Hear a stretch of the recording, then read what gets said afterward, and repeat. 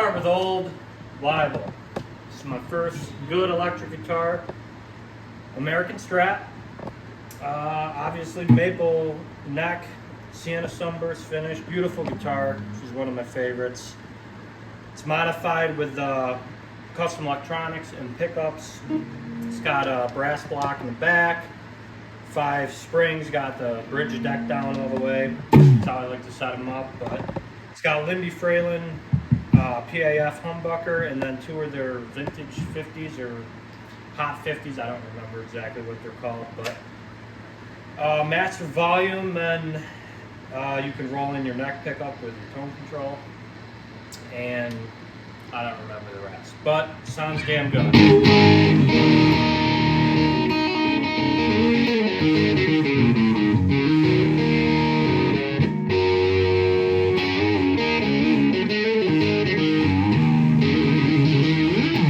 What kind of strings you got on that thing? I'm running 10 gauge Elixir nano webs or poly webs. They're the coated strings. I really like them just because they last longer than any other string that I've found. So they got that coating over top of them that keeps all the grime and stuff from your fingers and gives them more life. So yeah. How long have you had this guitar? I got this one when I was 18 years old, so I've had it for about 8 years now.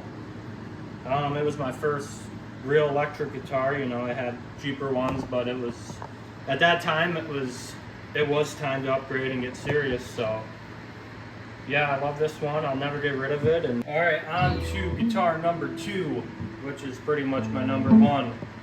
This is a 2018 SG Standard from Gibson, and you know, it's a run-of-the-mill SG, but it is a phenomenal playing guitar. 6 pounds, right on the money, so I can play this thing all night and not get wore out. It's not like playing a big heavy Les Paul.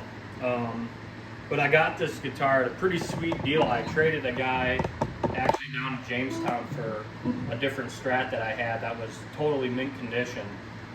And I was looking to get into an SG. I want to see what one was about.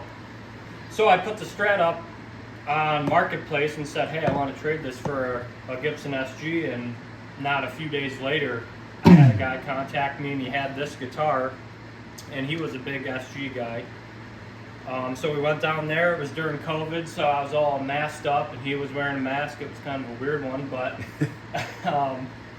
we went in and we talked and bullshitted about it and came to an agreement, and he got my guitar and I got his. Tell us about the setup on that thing. All right, so the setup, really the only thing I've changed is the pickups and then the wiring harness in the back. So this came with the Gibson circuit board system, which works fine, but it sounded good, but I knew it could sound better, so I dropped in a set of Seymour Duncan Antiquity PAFs. Really can't beat them for a classic rock sound. They're not super high output, but with this I can run more, you know, overdrive or distortion and crank the amp a little more without getting too crazy and too distorted. But and then it has a custom, the backplate's not off, but it has a Emerson custom hand wired wiring harness. And I changed the knobs out on it, put the thumb bleeder little poker things on. I got a cool set of 80s, trying to remember the name, Diamond Posi-Lock by Gibson. These are 80s Strat buttons, and they're cool because they're just in the shape of a diamond, and I just like the look of them. And then we're doing nickel hardware. I still need to change out these chrome pieces, like the tuners and everything, because I want it all to match, but it's a work in progress, but I'll play it for you.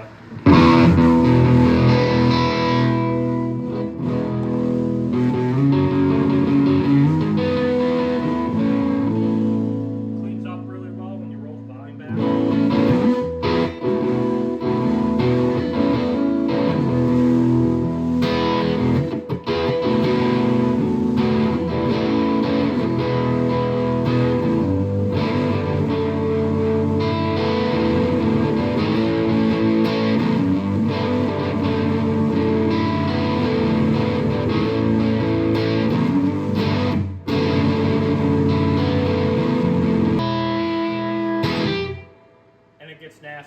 quick. So it's a great lead guitar too, and for the songs we're doing, it just really suits my needs. So that is the SG. All right, on to guitar number 3. This is an American Telecaster. I believe it's around a 2004 or 3, somewhere around in there, but you know, it's a workhorse. It's what Tellies are. It's really no thrills, you know. You got your neck and your bridge pickup. The bridge, look at that, I'm losing part. The bridge is real snappy and twangy. That's what they do. It's tuned to open A right now, so it sounds pretty goofy, but it's a cool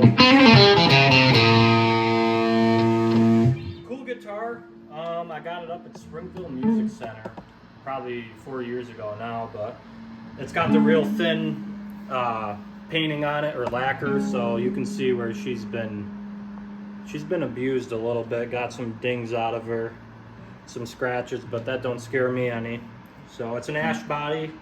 I changed the pick guard out. I had a white pick guard, and I want to go for the black guard look with the, you know, the blonde finish like a traditional Telly. So, and then also I put locking tuners on it. But really fun guitar. You can't go wrong with a Telly. Just can't be scared to play one live. I'll give you a run for your money, but yep, that's my Telly. Short and sweet. So. One of my amps that I use quite a bit is this Fender Supersonic 22 watt all tube head, and then it's got a closed back 212 Celestion vintage 30 speakers. I'm a big fan of tube amps. You know, there's a lot of different routes you can go these days with amp modelers and digital, and all of it's good, but for me there's just nothing like playing through a tube amp. So this is Fender's, I'm not going to say it's a top of the line production model, but it's one of the better amps.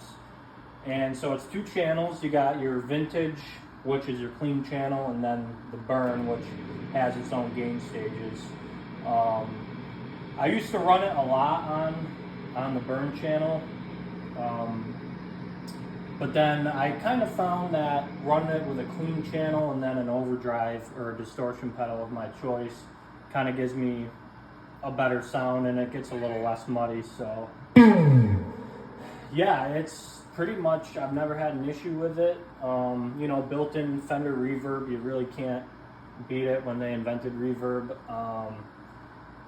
And yeah, she's just a workhorse, and sometimes I also play through a Marshall half stack as well, but right now we're using this, so it's a really good amp. So then we can talk about the pedals as well.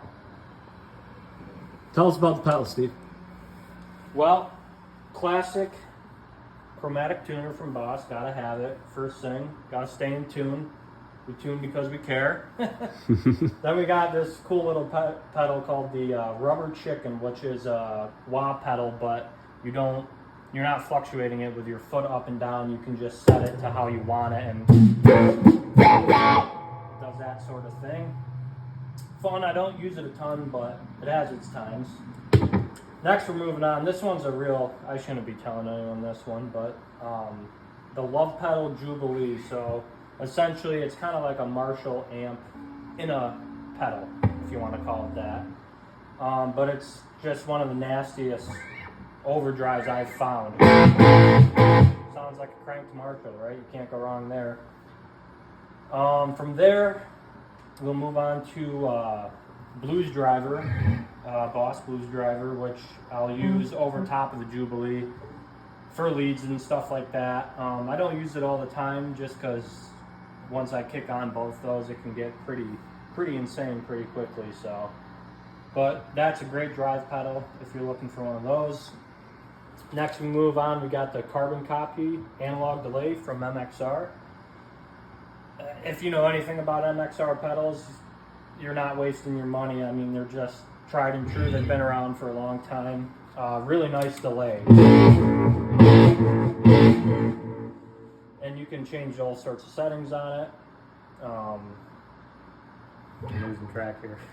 Then we go to the Phase 95 by MXR, and that's just a cool phaser pedal. crank it up and get crazy.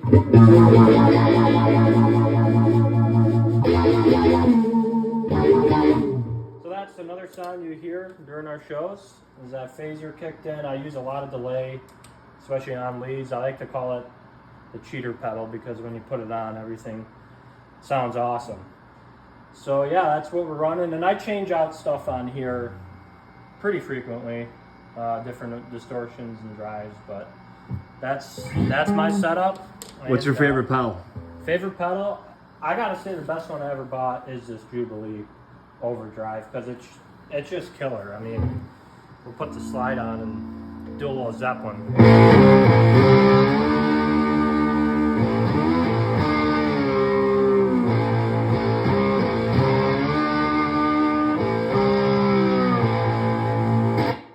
How can you beat that? You can't beat that. All right, Anything else? that's it. How about them drums? That'll be for another video. All right.